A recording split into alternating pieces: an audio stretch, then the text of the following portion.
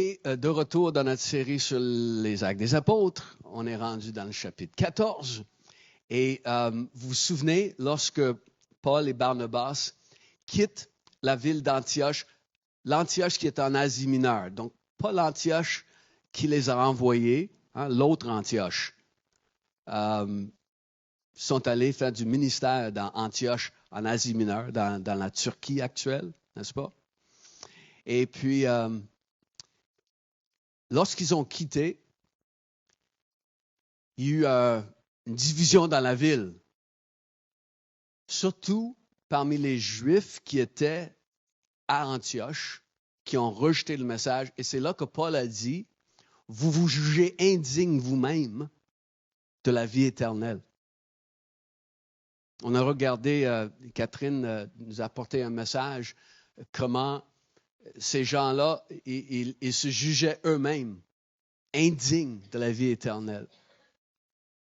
Et peu importe ce que tu as fait dans ta vie, il n'y a rien que tu as fait dans ta vie qui te disqualifie pour la vie éternelle. Rien. N'importe quoi.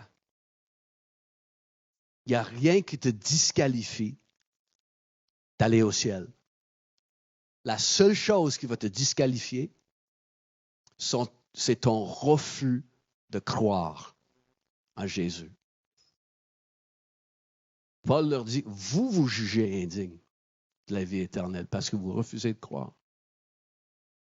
Donc, ils vont partir de la ville d'Antioche, en Turquie. Et vous voyez ici un peu le trajet de leur déplacement. Ils sont à Antioche. Ils vont maintenant descendre dans la ville de Iconium. Ensuite, ils vont passer à Lystre, ensuite à Derbé. Et par la suite, ils vont retracer leurs pas pour repartir pour l'autre Antioche, où ils vont donner un rapport à l'Église là-bas. Donc, dans notre histoire,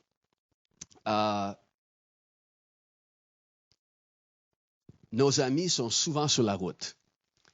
Comme on a mentionné l'autre fois, la route n'est pas toujours facile. C'est effectivement dans l'Asie mineure qu'on trouvait encore le plus de chances d'être attaqué par des brigands, des mafias, des crimes organisés qui étaient là pour essayer de simplement profiter du fait que des gens sont en voyage, parce que les gens en voyage à ce moment-là, ils devaient avoir pas mal d'argent avec eux pour pouvoir voyager. Et donc, les voyageurs étaient souvent la cible. Et même si la paix romaine avait sécurisé plusieurs routes, c'est vraiment en Asie mineure, en Turquie actuelle, qu'il y avait plus de chances de se faire attaquer. Donc, ce n'était pas toujours facile. Mais on va lire les versets de notre histoire aujourd'hui. On commence à Iconium. Là, Paul et Barnabas sont entrés dans la synagogue des Juifs et ils ont parlé de telle manière qu'une grande foule de Juifs et de non-Juifs ont cru. Mais les Juifs qui n'ont pas cru ont excité l'esprit des non-Juifs et ont provoqué leur hostilité contre les frères. Paul et Barnabas sont restés donc assez longtemps à Iconium. Ils parlaient avec assurance, appuyés sur le Seigneur qui rendait témoignage à la parole de sa grâce en permettant qu'il se fasse par leur intermédiaire des signes miraculeux et des prodiges. Donc, on va aller à Iconium, on va encore annoncer l'Évangile. Il y a beaucoup de gens qui vont croire, la Bible nous dit. Mais là, les gens qui n'ont pas cru, ils vont exciter les gens. En anglais, on dit « rile them up ». Ils vont soulever leur esprit. Ils vont les provoquer. Et ils vont semer toutes sortes de mensonges par rapport aux apôtres, par rapport à l'Évangile qu'ils apportent. Un peu comme on se souvient du sorcier Élymas qui a cherché à détourner de la foi le proconsul. Hein? Et ici, c'est la même chose, sauf que c'est un groupe de gens qui viennent et ils vont attaquer les apôtres verbalement pour essayer de dissuader les gens. Et les gens, les choses qu'ils vont dire vont faire en sorte que les esprits sont aigris.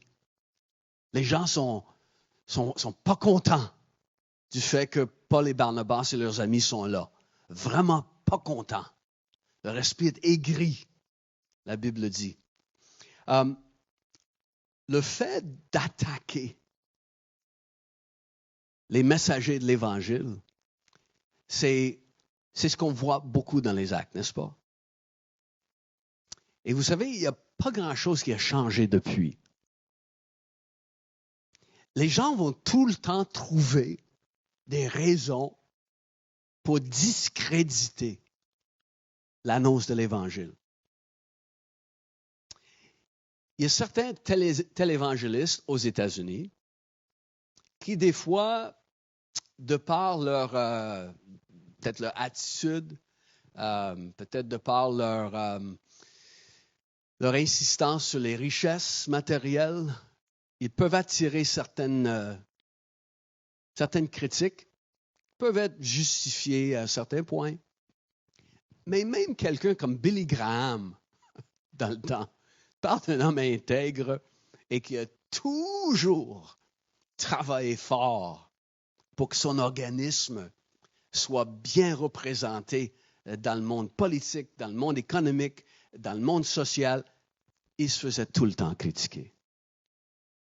Franklin Graham, son fils, qui a maintenant a pris le ministère avec Opération Enfants de Noël, entre autres, c'est un volet de ce ministère, il est tout le temps critiqué pour ce qu'il fait. On l'a même banni en Grande-Bretagne. Il y a 3 ans, il y avait une grande croisade qui était montée et on l'a banni dans une ville, la ville de Birmingham.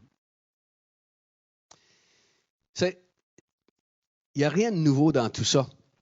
À l'époque, il y avait un historien, politicien du nom de Tacite, et il a écrit ceci vers la fin du 1er siècle en parlant des chrétiens, leur foi. C'est une classe d'hommes détestés pour leur abomination.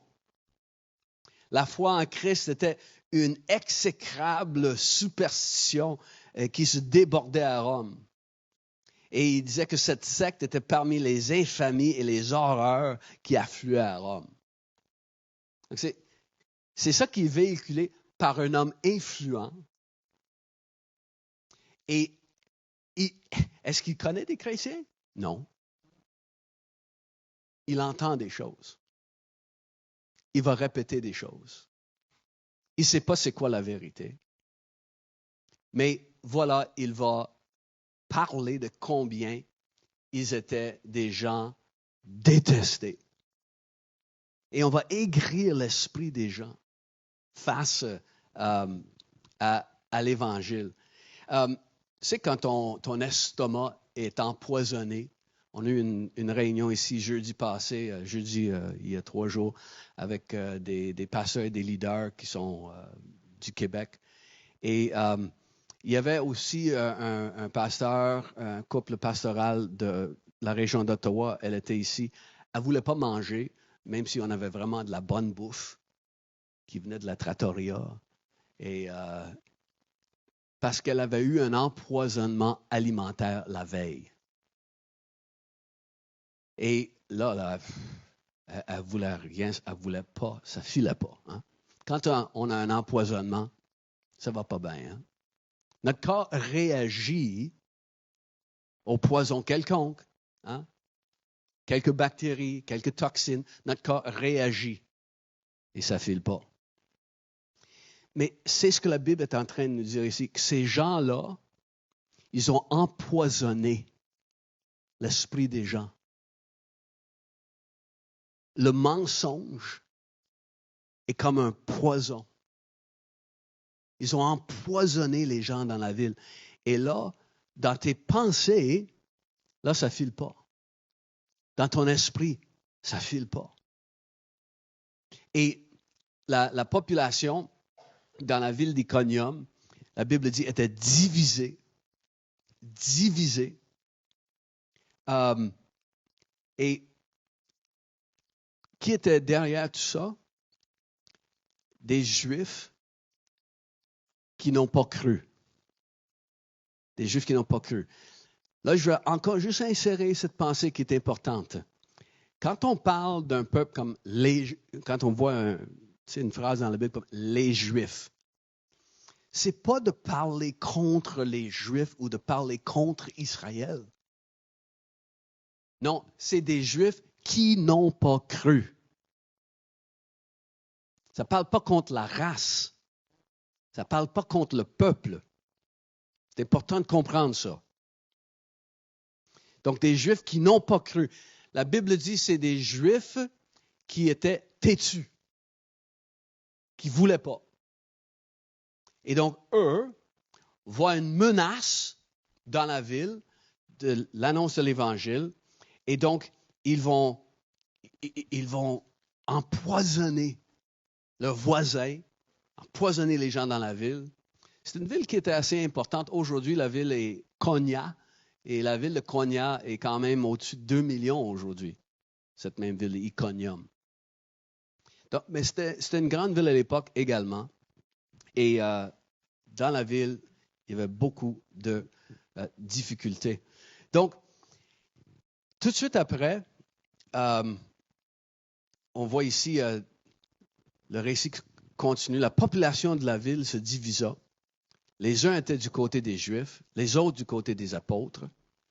Alors que les non-Juifs et les Juifs, avec leurs chefs, se préparaient à les maltraiter et à les lapider, Paul et Barnabas, avertis de la situation, se réfugièrent dans les villes de la Lycaonie, à Lystre, à Derbé et dans les environs. Et là aussi, ils annoncèrent la bonne nouvelle.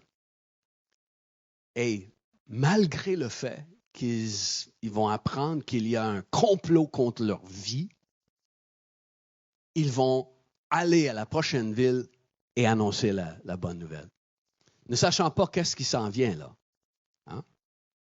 Et dans les versets qu'on lit dans ce chapitre, on voit Paul et Barnabas qui sont encore menacés de mort. Il y a beaucoup de miracles et de prodiges qui arrivent. Tantôt, il va y avoir un homme impotent des pieds qui va être guéri. Ensuite, on a la supposée visite de Dieu sur la terre, des dieux sur la terre. Paul se fait lapider. C'est comme une autre journée comme les autres au travail. Eh oui. Another day at the office pour Paul et Barnabas. Mais qu'est-ce qui faisait en sorte que Paul, Barnabas et ceux qui sont avec eux sont si déterminés que peu importe ce qui les attend dans la prochaine ville, peu importe ce qui leur arrive, ils vont annoncer la bonne nouvelle pareil. L'apôtre Paul nous révèle pourquoi. Lorsqu'il va écrire aux Corinthiens, un peu plus loin, quelques années plus tard, il dit « Car l'amour de Christ nous presse. » On est comme contraint, on n'a pas le choix à cause de l'amour de Christ. Son amour est tellement grand. Il faut qu'on annonce son amour. Son amour est tellement grand c'est comme il nous pousse à aller parler aux gens. Tellement important pour chacun d'entre nous. Tellement important pour chacun d'entre nous. Tellement important, gang,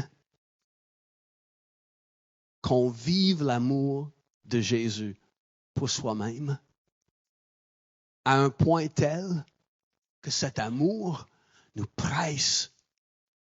La révélation de cet amour qu'on vit nous presse, nous pousse. On ne peut pas faire autre chose. Ça, c'est l'idée du langage de l'apôtre Paul dans le passage ici. C'est comme, j'ai pas d'autre choix. Cet amour me presse. Il faut que j'annonce l'amour de Dieu. L'amour de Christ nous presse. Il est mort pour tous. Et tout cela vient de Dieu qui nous a réconciliés avec lui par Christ. Il nous a donné le ministère de la réconciliation. Nous faisons donc les fonctions d'ambassadeurs pour Christ comme si Dieu exhortait par nous. Quelque chose d'avoir cette mentalité-là, là. C'est de savoir que si je parle à quelqu'un, là, c'est comme si Dieu lui-même est devant cette personne pour lui parler, là. Je suis son ambassadeur, mais oui, mais aussi c'est comme si Dieu exhortait par moi quand je parle à quelqu'un. C'est comme on est poussé.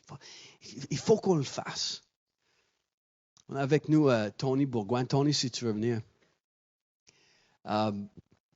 Tony est camionneur et avec son camion, il passe dans bien des endroits et il raconte bien du monde également. Tony vit dans le coin ici, dans l'ouest de l'île. Puis Tony, tu nous bénis tellement par ton désir justement de voir les gens connaître Jésus. Donc, quand tu rencontres d'autres camionneurs ou d'autres endroits, qu'est-ce qui te pousse? Puis, raconte-nous un peu. Tu me parlais l'autre jour d'un musulman avec qui tu as parlé. OK. J'avais été, parce que j'avais été chercher des pneus, et puis j'ai été dans une shop, il y avait des musulmans, puis un monsieur que j'arrive, puis il avait la main enveloppée, puis il était là, puis il se tenait, puis là, j'ai dit, ce qui est arrivé, il dit je m'ai brûlé, là, il enlève la chose, puis la main était toute brûlée, était plein de blisters, des bosses, c'était brûlé. Et puis là, j'ai dit, j'ai dit, tu es à l'hôpital? Il dit, non, il dit, il va falloir que j'aille là, puis j'attends des heures de temps, puis tout ça, puis il dit, OK, il dit, as-tu mis quelque chose? J'ai mis un peu d'onguent, tout ça, puis là, il était là, puis il se tenait à la main. Puis là, j'ai dit, veux-tu que je prie pour toi? Il dit, il dit, OK. Fait que là, il y avait tous des musulmans tout autour de moi, et puis fait que là, j'arrive, puis je prends sa main, je dis, au nom de Jésus, puis je mets ma main, je touche un peu sa main, puis là, quand j'ai dit Jésus, là, il se retirait, puis là, ils ont tous venus autour de moi, tu sais. Fait que, mais l'affaire, c'est que la Bible a dit que le même esprit qui a ressuscité Jésus-Christ entre les morts habite en nous. Il est en nous. Cet esprit-là, c'est lui qui fait l'œuvre. Et puis, il faut avoir, tu sais, parce que souvent, on en regarde, tout d'un coup, qu'il n'y a rien qui arrive, tout ça, c'est pas, moi, ma responsabilité, c'est de croire. C'est de croire. Ça dit, si tu as la foi, tu parles à cette montagne. Et puis, tu sais, quand Jésus, il maudit le figuier, il y en a un qui dit, il a séché tout de suite, puis l'autre, il dit, il est revenu 24 heures après. Et puis, il a dit, hey, regarde l'arbre que tu as maudit, il est mort. Il est séché. Jésus a dit, ayez foi en Dieu. Il n'a pas dit, ayez foi en Dieu. Il dit, ayez foi en Dieu. C'est que tu dis, crois que ça va arriver. Parce que l'Esprit est en arrière de la parole, ça dit, l'Esprit de Dieu confirme la parole avec les signes qui l'accompagnent. Là, le monsieur, je n'ai pas vu tout de suite quelque chose. Mais là, à cause, ils ont tous venus autour de moi. Là, j'ai dit, OK, ils m'ont reculé un peu, tu sais. Et puis, là, me sentais un peu, ils vont-tu me lapider, là? Fait que là, j'ai dit, là, j'ai été, là, je les ai payés, tout ça. Puis là, quand j'ai tout pour partir, parce que le monsieur, je m'ai tourné de bord, j'ai regardé, puis il était direct dans la fenêtre de mon auto, puis il me regardait. Mais là, les autres, ils ont venu dehors, mais ils voulaient me parler. Mais là, quand les autres sont venus là, ils se reculés. Mais là, j'ai parti. Tu dis, as-tu été guéri? Moi, j'ai fait ce que j'avais à faire. Puis je crois que Dieu l'a touché. Parce qu'il n'aurait pas venu me voir, puis il était là, puis tu voyais, il y avait quelque chose, il y a quelque chose qui l'a touché. Amen. Puis c'est seulement croire. Amen. C'est croire. Seulement croire. Seulement croire. Puis, après avoir parlé avec Tony à quelques reprises, je sais que partout où Tony va, il y a une occasion pour présenter Jésus. Amen. Hein? Je travaille avec beaucoup de musulmans aussi, puis Je leur parle de Jésus constamment. C'est tous des musulmans, mais quasiment tous les camionneurs. Je leur parle de Jésus. Ils croient en Jésus. Ils croient que Jésus, il va revenir, mais ils ne croient pas qu'il est le sauveur. Ils ne croient pas qu'il est... Mais là, fait que dans ce temps-là, si tu peux leur dire, tu dis, bon, c'est ce que Jean a dit. Jean a dit, voici l'agneau de Dieu qui enlève les péchés du monde. Parce que les autres font encore des sacrifices avec des animaux, des agneaux. Quand il y a une certaine festivité musulmane, il offre encore des agneaux. Fait que tu sèmes la semence. Tu sais que Jésus a dit? Il dit, on est des semeurs. Vous êtes des semeurs. Semez la semence. Yeah. Amen. Amen. C'est ton nez. Yeah. Que le Seigneur te bénisse encore.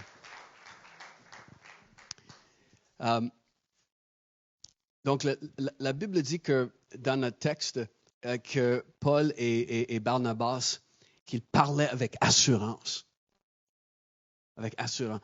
Parce qu'ils étaient convaincus du message. Un peu comme Tony est convaincu du message. Donc, il va parler avec assurance, peu importe la personne qui est là, peu importe la situation. On parle avec assurance. C'est de même. On dit la vérité dans l'amour, mais on dit c'est de même.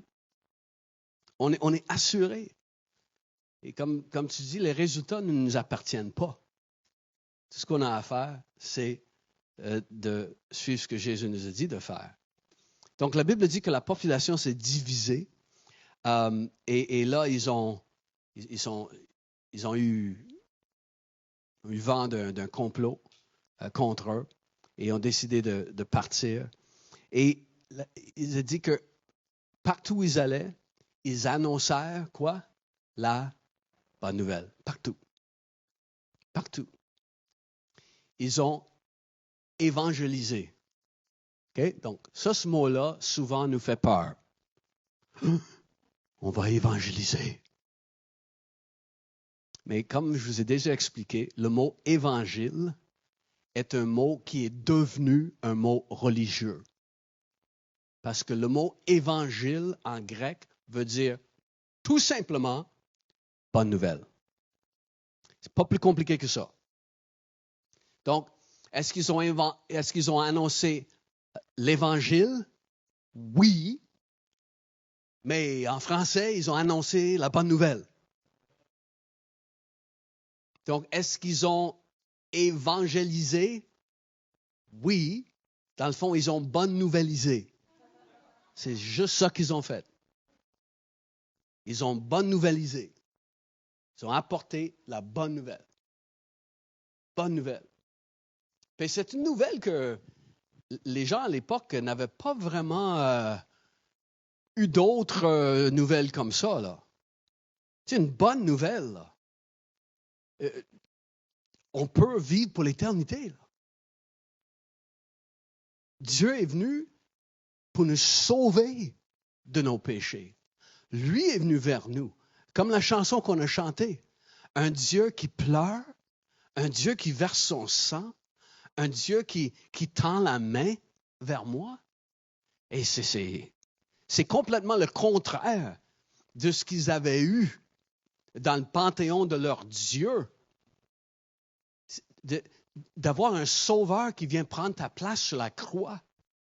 Tu peux être libre de toute culpabilité, de toute honte, de toute addiction, de toute dépendance à cause de sa puissance qui te sera donnée quand tu places ta foi en lui. La bonne nouvelle qu'il y a un Dieu qui t'aime, que ce Dieu créateur, il veut avoir une relation avec toi. Tu peux être adopté au sein de sa famille. Et tout ça vient de lui. Tout ce que tu as à faire, c'est de dire, ouais, OK. C'est ce message qui est complètement étranger, cette bonne nouvelle. Mais tout un message. Et donc, ils ont continué à annoncer la bonne nouvelle. C'est peut-être à ce moment-ci, la Bible dit que Paul et Barnabas sont restés quand même assez longtemps à Iconium. C'est peut-être le fait que Paul est tombé malade. Parce que dans Galates, chapitre 4, 13 et 14, nous lisons ceci. Il dit, mais vous le savez, et je expliquerai une autre fois pourquoi ces gens-là sont des Galates. Okay? Mais il dit, mais vous savez, c'est à cause d'une maladie, d'un problème physique que je vous ai annoncé l'Évangile pour la première fois. Donc, il y a quelque chose qui est arrivé à Paul qui fait en sorte que les gens de la région ont entendu l'Évangile. Et il parle de être mis à l'épreuve dans mon corps et tout ça, et vous avez pris soin de moi, et ainsi de suite. Donc, ensuite, ils arrivent à Lystre, prochaine ville. Il y avait un homme impotent des pieds qui se tenait assis. Il était infirme de naissance, n'avait jamais marché. Il écoutait Paul parler et celui-ci a fixé les regards sur lui, voyant qu'il avait la foi pour être sauvé. Il lui dit d'une voix forte, « Lève-toi droit sur tes pieds. » Il s'est levé d'un bond et s'est mis à marcher. Wouh! Ça, c'est le fun. Qui a la foi de prier pour quelqu'un qui a une douleur au genou? C'est quelqu'un qui a la foi pour ça? OK. Qui a la foi de prier pour quelqu'un qui n'a jamais marché de sa vie? Il y a moins de mains qui se lèvent. Hein? Mais as-tu le pouvoir, toi, de guérir le genou qui est endolori?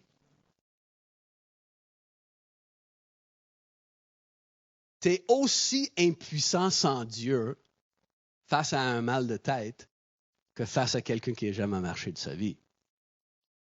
Donc, il ne faut pas qu'on mette des obstacles de c'est quoi la gravité de la situation. Il faut juste prier avec foi. Mais Paul, il y a quelque chose qui est intéressant dans le texte. Il dit qu'il a fixé le gars, puis il a vu. Dieu lui a montré quelque chose. Cet homme avait la foi pour être guéri. La foi pour être guéri, la foi de Paul qui guérit, tout ça, c'est difficile de mettre ça dans une boîte et d'examiner et dire, voici comment la guérison fonctionne. Mais je peux dire une chose, c'est donc cool, avant de prier pour quelqu'un, quand tu sais que la personne va être guérie. On vit des moments comme ça. On le sait. Une fois, j'étais dans une réunion et il y avait un homme, on avait parlé des gens qui avaient de différents problèmes et cet homme-là, il avait mal au dos et lorsqu'il est venu en avant, c'était évident qu'il avait une jambe plus courte que l'autre. Et tout de suite, j'ai senti dans mon esprit, donc, c'était dans une rencontre de leaders, de pasteurs et de leaders. Donc, je voulais qu'il voie Dieu faire ce qu'il allait faire. Donc, je dis, OK, qui veut voir le miracle? Tout le monde venait ici en avant. Parce que je savais. Il n'y avait aucun doute dans mon esprit, cet homme-là serait guéri. Et voilà, les gens ont vu cet homme, la colonne, se redresser et sa jambe a poussé. Et là, il était... Puis c'était juste un chauffeur de taxi qui était à la réunion parce qu'il avait amené des gens à la conférence. Mais c'est cool quand on le sait. C'est pas mal plus facile de prier. Mais pour Paul, il savait, là. Cet homme-là allait être guéri. Et voilà, cet homme, d'un seul bond, il est debout, il saute partout. Et ensuite, il y a quelque chose de bizarre qui arrive. Vraiment bizarre. À la vue de ce que Paul avait fait, la foule s'est mise à dire tout haut en lycaonien, « Les dieux sont descendus vers nous sous une forme humaine. » Ils appelaient Barnabas Zeus et Paul Hermès parce que c'était lui qui prenait la parole. Le prêtre de Zeus, dont le temple était à l'entrée de la ville, a amené des taureaux avec des guirlandes vers les portes. Il voulait, de même que la foule, offrir un sacrifice. Et quand ils ont appris ça, les apôtres Barnabas et Paul ont déchiré leurs vêtements et se sont précipités vers la foule. Bizarre d'histoire, mais il faut connaître l'arrière-histoire. Dans la mythologie grecque, une des fables, une des légendes, c'est qu'en Asie mineure, au milieu de l'Asie mineure, en Turquie actuelle, qu'un jour, Zeus et son fils Hermès se sont présentés déguisés en forme mortelle. Et ils sont allés dans une ville, ils ont frappé à 1000 portes et personne ne voulait les recevoir, les accueillir. Jusqu'à ce qu'ils arrivent dans une petite maison d'un vieux couple qui était prêt non seulement à les recevoir, mais à leur donner leur dernière joie, préparer un repas avec le tout dernier qu'il leur restait. Et ensuite, Zeus et Hermès ont maudit toute la population de la ville, les ont changés en grenouilles. Mais il a changé. Ces dieux-là, c'était vraiment tout le monde, des dieux gentils tout le temps. Là. Et ensuite, il a changé le petite cabane là, en temple d'or. Et donc, ça, c'est une légende, une fable qui circulait en Asie mineure, dans ce même coin. On ne sait pas si c'est la même ville, mais c'est le même coin. Donc, lorsque Paul et Barnabas sont là, et voilà, cet homme est guéri. Donc c'est Zeus et Hermès qui sont de retour. On ne manquera pas notre coup cette fois-ci. Donc, le prêtre de Zeus, du temple de Zeus, là, il va faire sortir des taureaux, tout habillés, tout prêts pour sacrifier ces taureaux-là et offrir ça à Paul et Barnabas, ce sacrifice-là, comme s'ils étaient des dieux.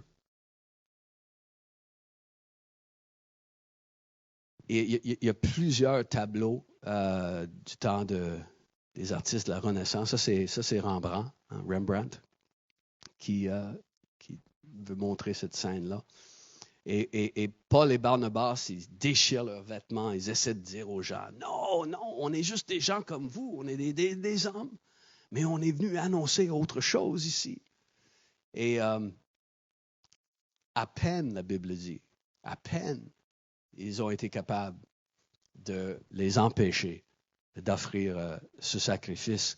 Et ils criaient, pourquoi faites-vous cela? Nous aussi, nous sommes des êtres humains de la même nature que vous, et nous vous apportons un évangile en vous appelant à renoncer à ces idoles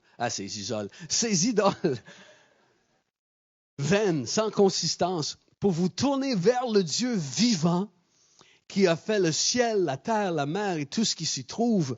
Dans les générations passées, il a laissé toutes les nations suivre leur propre voie. Pourtant, il n'a pas cessé de rendre témoignage à ce qu'il est par le bien qu'il fait. Il vous envoie du ciel les pluies et les saisons fertiles. Il vous comble de nourriture. Il remplit votre cœur de joie. C'est à peine qu'il peut, par ses paroles, empêcher la foule de leur offrir ce sacrifice.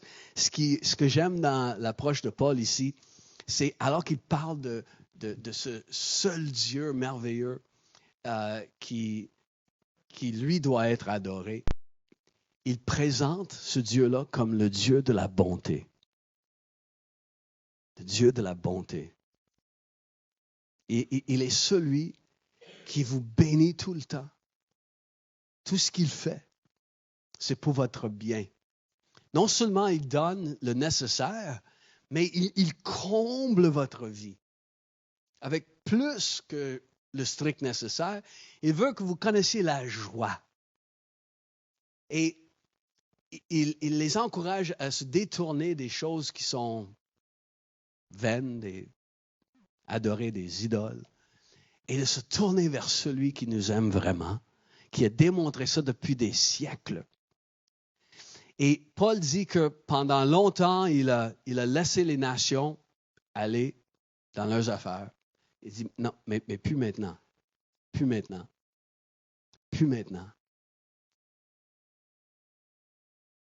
Pourquoi il a fait ça? Pourquoi Dieu a laissé les gens dans leurs affaires, dans leurs choses vaines? Je crois de tout mon cœur que le plan de Dieu était de permettre aux gens de voir à quel point nos affaires, là, est-ce que ça nous comble à l'intérieur de nous? Tout ce qu'on fait dans l'adoration des choses qui sont vaines, est-ce qu'on est comblé par ça? Est-ce qu'il y a une satisfaction dans nos vies?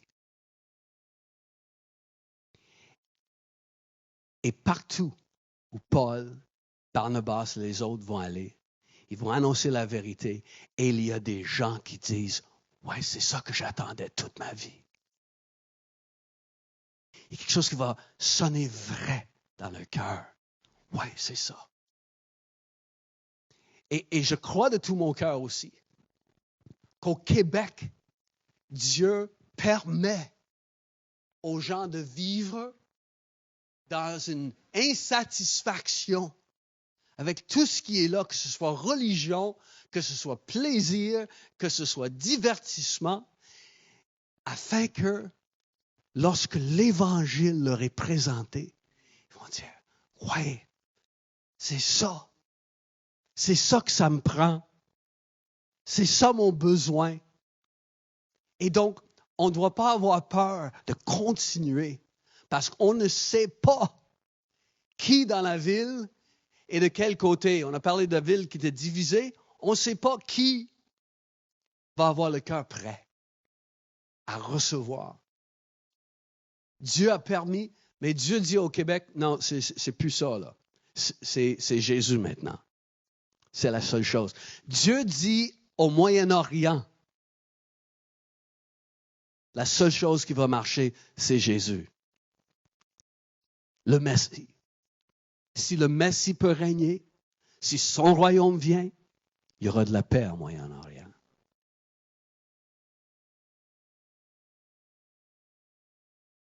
Il permet, il laisse les gens dans leurs affaires jusqu'à ce que la vérité vienne.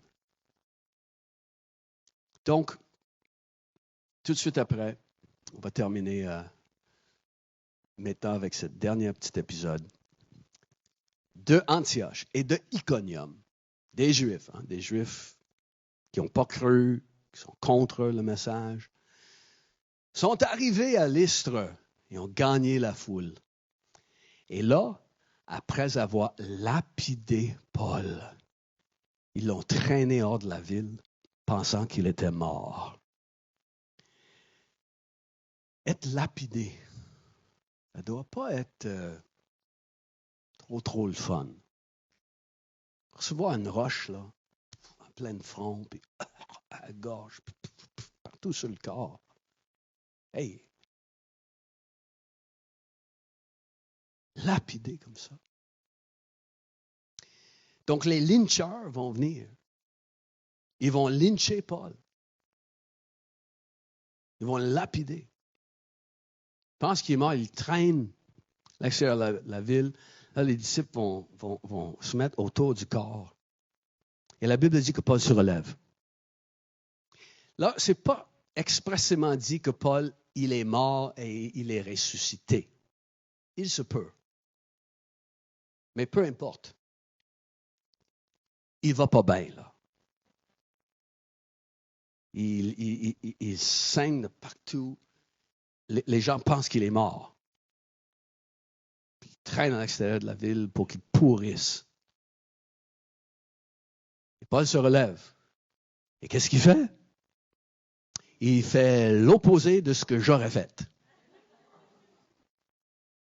Parce que lui va rentrer dans la ville où les gens viennent de le lapider. Moi, j'aurais cherché mon billet, le train pour le prochain ville. Là. Non, il va rentrer. Le lendemain, il va aller à Derbé. Ils vont faire des disciples dans la ville de Derbé. Et ensuite, la Bible dit que malgré le fait qu'il avait vécu ce traumatisme, comment dire, au plus grave dans la ville, il va vouloir ensuite retourner dans ces mêmes villes, parce qu'il est à Lystre, il parle de Lystre, il va à Derbé, on fait des disciples à Derbé, et ensuite, au lieu de passer outre, non, il retourne dans les mêmes villes où les gens voulaient sa peau. Il retourne dans ces mêmes villes. Pourquoi? Parce qu'il fallait absolument qu'il visite les nouveaux disciples. Il a besoin de les voir. La Bible dit qu'il va les fortifier, il va les exhorter encore une fois, même thème qui revient, il va les exhorter à persévérer pour le Seigneur. Persévérer. Parce qu'il y a combien de gens qu'on a vus venir marcher avec le Seigneur qui ne marchent plus avec Dieu aujourd'hui. Il faudrait faire plusieurs réunions par dimanche ici dans cette salle pour toutes les recevoir. Il y a une raison là que Paul le fait. La raison, c'est que c'est trop facile de lâcher en cours de route. Quand j'ai donné ma vie au Seigneur en 1935,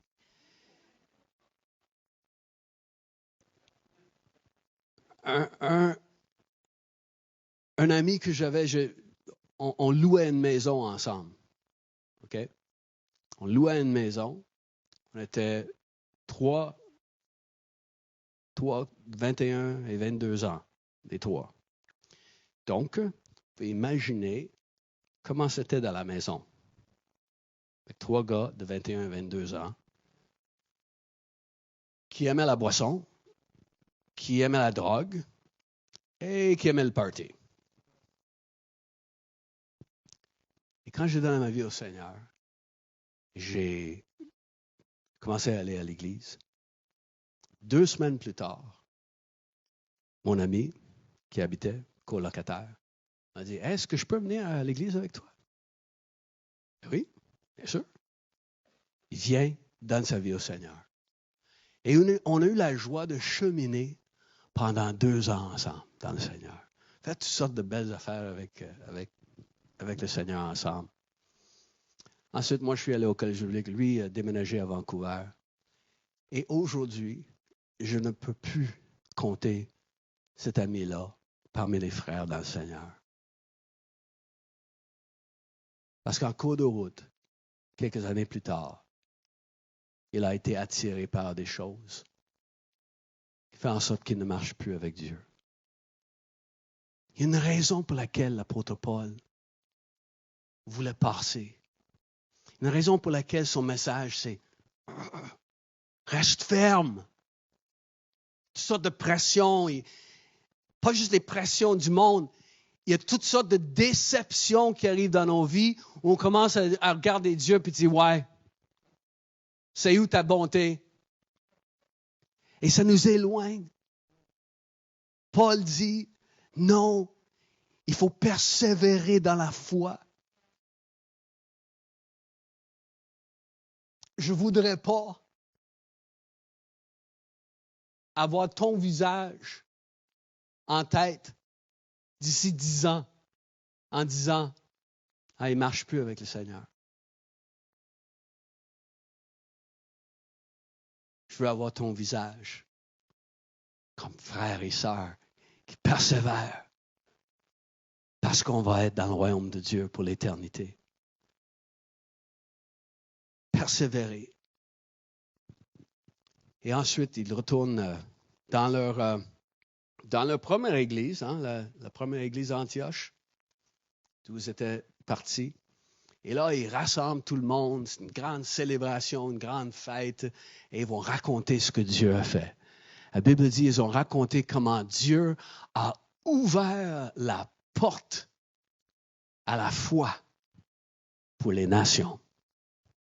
Et cette porte est grande ouverte encore. La porte est grande ouverte pour quiconque veut venir au Seigneur. Amen. Levons-nous.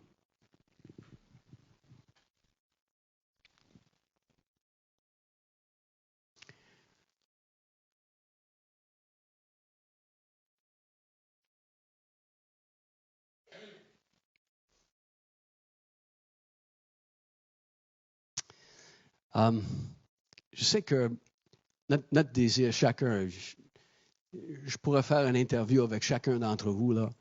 Je suis certain que vous allez tous dire, ce que moi je veux, là, je veux que les autres connaissent Jésus.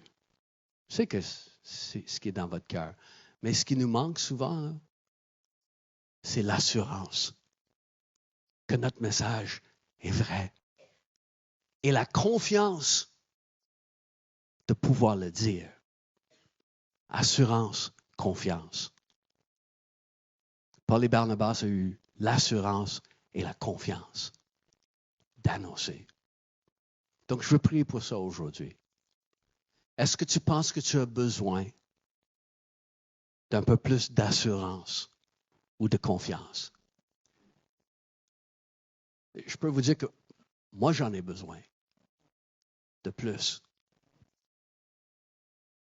Pas d'assurance, mais je dirais que j'aurais besoin d'un peu plus de confiance, même si j'essaie toutes les fois que j'ai la chance de parler avec quelqu'un. Besoin d'un peu plus d'audace, un peu plus d'assurance. As-tu besoin d'un peu plus d'assurance?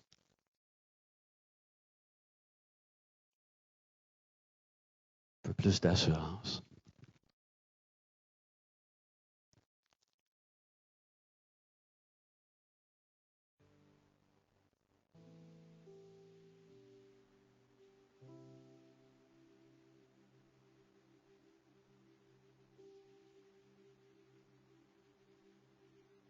Dis-lui avec, dans tes propres mots. Seigneur, tu m'as sauvé. Tu m'as fait comprendre la bonne nouvelle. Et juste dis-lui, j'ai besoin de confiance.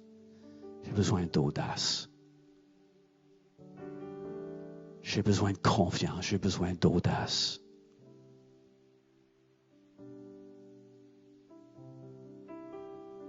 J'ai besoin d'assurance dans la vérité. Viens, Seigneur, remplis mon cœur. Tu sais que je veux que les gens te connaissent.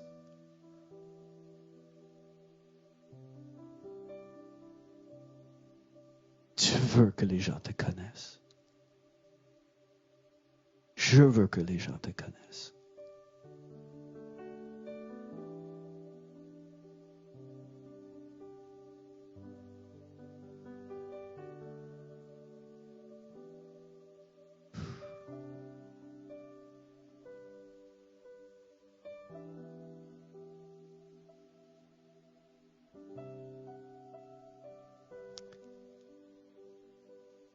Seigneur Jésus, ici dans cette salle, tu as ouvert les yeux de tout le monde à la vérité de qui tu es, la vérité de la croix. Et je prie aujourd'hui, Seigneur Jésus, que tous ceux dans cette salle, Seigneur, et ceux qui appartiennent à notre Église, qu'on puisse persévérer jusqu'à la fin. Je prie que personne ne manque à l'appel. Lorsque la trompette va sonner, que personne, Seigneur, ne manque à l'appel. Quand viendra le temps de lire les noms dans le ciel qui sont dans le livre de vie.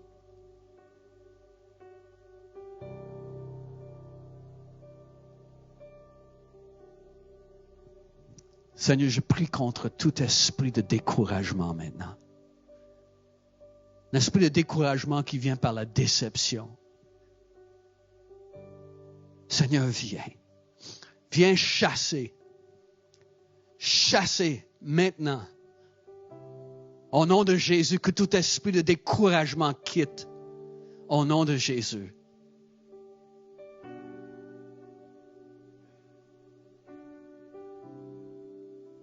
Viens, Seigneur. Viens fortifier les gens à marcher encore. Même quand la route est difficile, à marcher encore. Malgré des dangers et des persécutions, à marcher encore.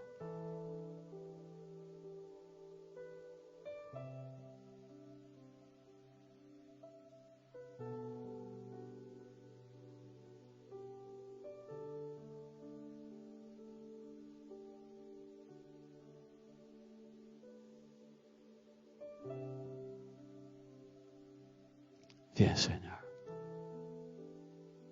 Viens nous remplir. Viens nous remplir. Viens nous remplir. Viens nous remplir.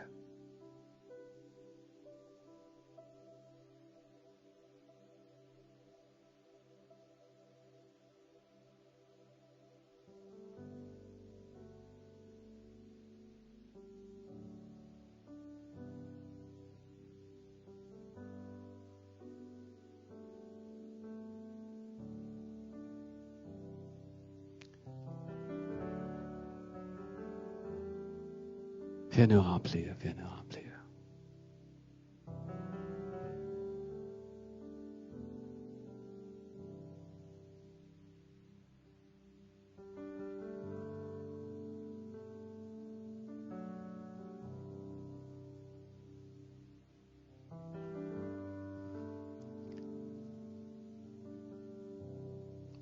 Qui veut lever la main aujourd'hui pour dire, Pasteur Jerry, je sais que j'ai besoin de plus de confiance ou plus d'assurance pour annoncer l'Évangile.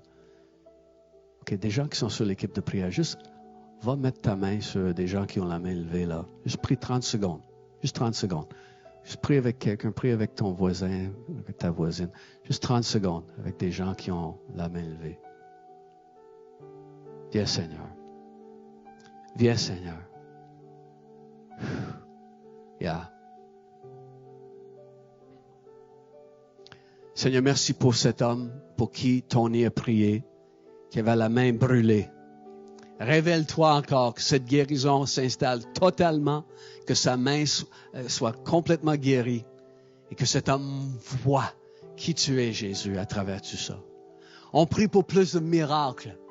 On prie pour des gens qui n'ont jamais marché de leur vie, qui sautent, qui dansent devant toi ici, Seigneur. On prie pour une vague de miracles. Seigneur, donne-nous l'assurance d'agir.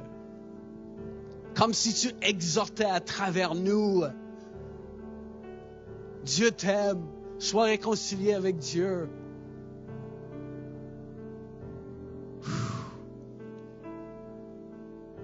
Remplis chacun, Seigneur. Remplis chacun. Cette audace, ce courage.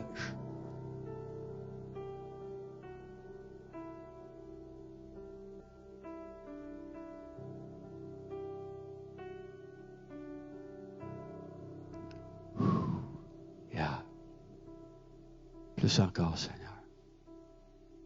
Plus encore. On va prier si vous avez un besoin physique, de guérison. Je vais vous demander juste de venir en avant. On va prier pour vous si vous avez un besoin physique.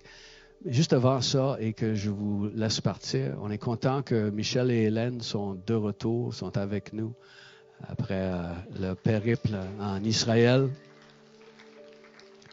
Merci Seigneur pour sa protection. Merci Seigneur comment il a arrangé bien des choses qui ne devaient pas s'arranger. Mais...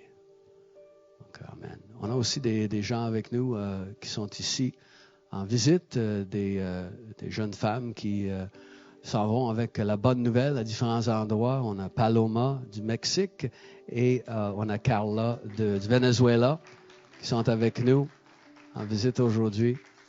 Connaissent Géraldine, entre autres, en France. Et que Dieu vous bénisse abondamment aujourd'hui. Prions pour... peut-être juste prendre un peu de temps à prier pour eux, Axel, Jeannette et d'autres autour. Amen. Flo, oui, une parole de prophétie, une parole d'encouragement, allez voir Robert juste ici. Amen. Et besoin de soit la prière, un besoin physique, venez en avant, on va prier pour ça. Il faut Raya qui est là, qui a justement besoin d'une touche de Dieu sur son genou. Donc, que Dieu vous bénisse. On va se voir dimanche prochain avec Steve et Sandra Long. Je leur ai pas dit qu'on était dans une série sur les actes. Merci d'avoir été avec nous ce matin. Si vous avez des questions sur ce que vous avez entendu aujourd'hui, ou simplement vous aimeriez en savoir plus sur la foi chrétienne en général, ou encore sur qui on est en tant qu'Église, n'hésitez pas à nous envoyer un courriel à montréal@commercial-catchdefr.com. Vous pouvez aussi nous joindre au travers de la page Facebook en nous envoyant un message privé. Si vous avez aimé le contenu de la réunion d'aujourd'hui, vous pouvez nous suivre de semaine en semaine pour rien manquer de nos réunions. Vous pouvez le faire en vous abonnant à notre chaîne YouTube ou en nous suivant sur notre page Facebook. N'hésitez surtout pas à partager avec vos amis, à commenter, à liker notre contenu. Je vous souhaite à tous une excellente semaine et on va se voir dimanche prochain. Bye tout le monde.